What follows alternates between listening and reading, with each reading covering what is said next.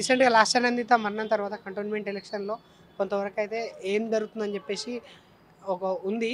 మీరేమనుకుంటున్నారు? ఒక మంచి లీడర్ని కోల్పోయామని అందరము బాధపడుతున్నాం.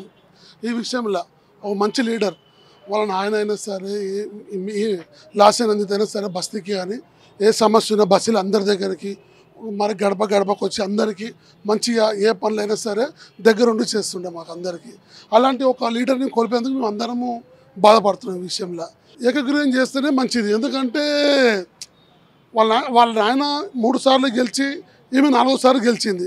ఇలాంటి లీడరు పోయినందుకు అందరూ ఈమెకే సపోర్ట్ చేస్తాం, కానీ రేపు కాంగ్రెస్ బై ఎలక్షన్ వచ్చినామని తప్పి దానికి ఎవరు సపోర్ట్ చేయరు అసలు.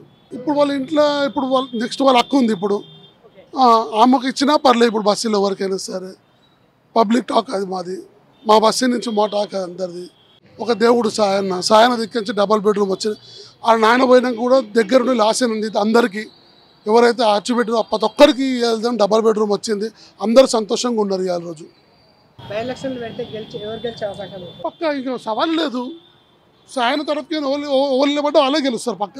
వాళ్ళకి మా మద్దతు అందరిది. ఎందుకంటే మాకు అందరికి మేలు చేసిన వాళ్ళు, ఆశ తలుపు కొడితే వచ్చిన వాళ్ళు మాకు బస్సుకి. ఏదైనా బస్సులో సమస్య ఏమున్నా సాయన్న, లాసేన్ అందిత, ఆమెతో పాటు టిఎన్ శ్రీనివాస్ మా ఆయన వాళ్ళు దేవుడు లాంటి మనిషి. ఇంకా వాళ్ళు టిఎన్ శ్రీనివాస్ అంటే సాయనకి చాలా కాస్ట్ మనిషి. ఆయన్ని మాకు ఇప్పుడు సాయన దగ్గర వాళ్ళంటే టిఎన్ శ్రీను. ఇప్పుడు వాళ్ళ తర్వాత వాళ్ళ అక్కడ ఉంది కదా, ఇప్పుడు ఆమెకే ఇవ్వాలి. మాకు కూడా అదే ఆలకిస్తే ఇంకా మంచిది అనేసి.